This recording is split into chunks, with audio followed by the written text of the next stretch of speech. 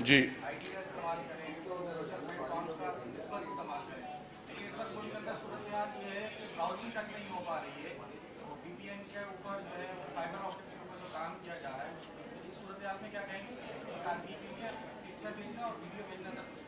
دیکھیے جی، آپ کا جو سوال وی پی این کا ہے، میں آپ کو ایک چیز بتاتا چلوں کہ اس کا قصوروار کون ہے.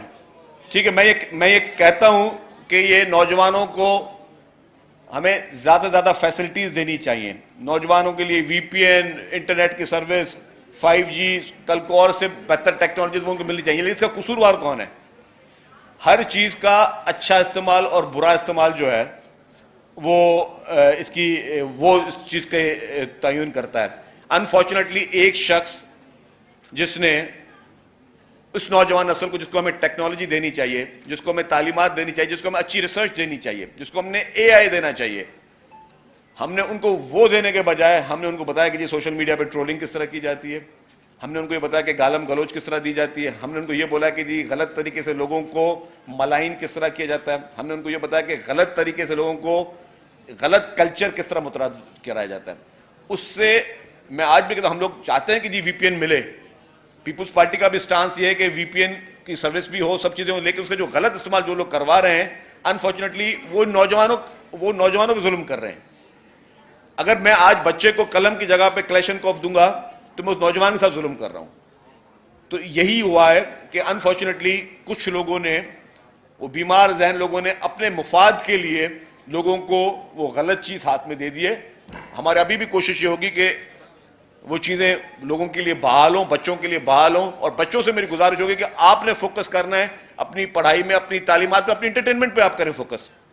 صرف پڑھائی تعلیم میں آپ اپنی انٹرٹینمنٹ پہ بھی آپ فوکس کر سکتے ہیں، لیکن اس کو کسی غلط استعمال پہ نہ استعمال کریں. آپ غلط چیز میں استعمال نہ کریں، کسی کی ٹرولنگ کرنے میں استعمال نہ کریں، کسی کو گالم گلوچ دینے پہ استعمال نہ کریں، فیک نیوز پہ استعمال نہ کریں، فیک قسم کا پروپیگنڈا اپنے ملک کے خلاف پروپیگنڈا کے لیے استعمال نہ کریں، ملک کے اداروں کے خلاف پروپیگنڈا کے لیے استعمال نہ کریں. آپ اخلاق کا آپ اختلاف رائے رکھ سکتے ہیں. اختلاف رائے رکھنے کی کسی نے کوئی آپ کو منع نہیں کی ہے، لیکن وہ اخلاق کے جو دائرے ہیں اس کے اندر اختلاف رائے رکھیں. اخلاق کے دائروں کو ہٹا کے اختلاف رائے نہ رکھیں. اختلاف اگر مجھے کسی چیز سے ہے، اگر مجھے کوئی پروٹیسٹ کرنا ہے تو پروٹیسٹ کا مقصد یہ قطعاً نہیں ہے کہ میں کوئی ایمبولینس جلا کے پروٹیسٹ کروں. پروٹیسٹ کرنے کا مقصد قطعاً نہیں ہے کہ میں ریڈیو پاکستان پشاور کی بلڈنگ جلا کے پروٹیسٹ کروں. پروٹیسٹ کرنے کا مقصد قطعاً نہیں ہے کہ میں پی ٹی وی پہ حملہ کر کے پروٹیسٹ کروں. پروٹیسٹ کرنے کا مقصد قطعاً نہیں ہے کہ میں پارلیمنٹ پہ حملہ کر کے پروٹیسٹ کروں. پروٹیسٹ کرنے کا مقصد قطعاً نہیں. آج ہم ٹرانسپورٹ ڈے منا رہے ہیں نا، کہ کراچی میں ہم شارع فیصل پہ بسیں جلا کے ہم پروٹیسٹ کریں. پروٹیسٹ کرنے کا مقصد ہے کہ آپ اخلاق کے دائرے میں رہ کے اپنا پروٹیسٹ کریں. اخلاق کے دائرے میں آپ آئیں، اپنے مظاہرہ کریں، آپ کو ہم ہر طریقے سے سہولت فراہم کریں. یہ مقصد نہیں ہے کہ آپ آ کے نیوسنس پیدا کریں، لوگوں کے گھروں میں گھسیں. قائد اعظم محمد علی جناح جو اس پاکستان کا فاؤنڈر ہے، اس کے گھر میں گھس کے آپ جو وہ آگ لگائیں.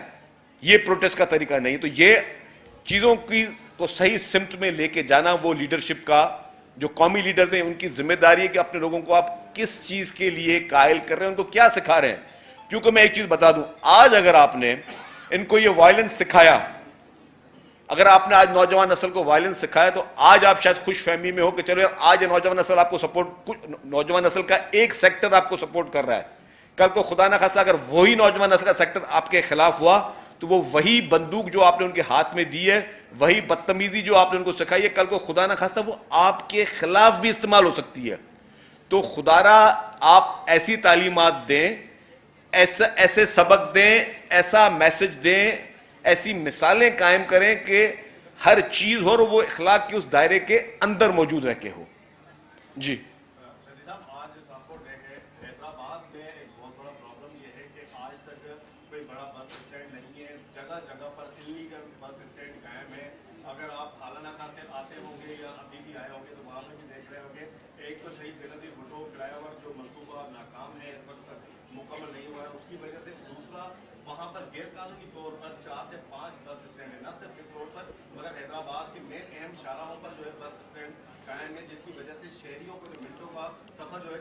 آپ نے بہت اچھا سوال کیا. میں آپ کو بتاؤں، کراچی میں ہم یہ شروع کر چکے ہیں. کراچی میں جتنے بھی انلیگل بس اڈے تھے، سارے نہیں لیکن کہتے ہیں کہ جی شروعات اس کی ہو چکی ہے. اب آپ کو کراچی سے حیدرآباد جائیں گے تو آپ کو مین بس ٹرمینل جو گورنمنٹ نے ڈیزگنیٹ کیا ہے ایک جگہ کو, وہاں سے ہی آپ کو پیسنجرز جو ہے ان کو اٹھایا جائے گا اور وہیں پہ چھوڑا جائے گا. اور شہر کے اندر ہم نے جو ہے وہ فری شٹل سروس شروع کر دی اس کے لیے کہ کسی نے اگر جانا ہے تو فری شٹل سروس ہوگی. آپ کا حیدرآباد کے بارے میں سوال ہے تو حیدرآباد کے بارے میں بتاؤں کہ ہم یہ پہلے بھی کہہ چکے ہیں کہ حیدرآباد شہر میں بھی اور پورے سندھ میں جہاں جہاں پہ انلیگل بس سٹینڈ ہیں وہ مرحلے وار بند ہوں گے. جو ایکچوئل یہاں پہ ایک بس سٹینڈ ہے اس کو ہم دوبارہ, جو ایس آر ٹی سی کے پہلے وہ کمپلیکس کے نام پہ مشہور تھا, اس کو ہم دوبارہ جو ہے اس کو آباد کریں گے.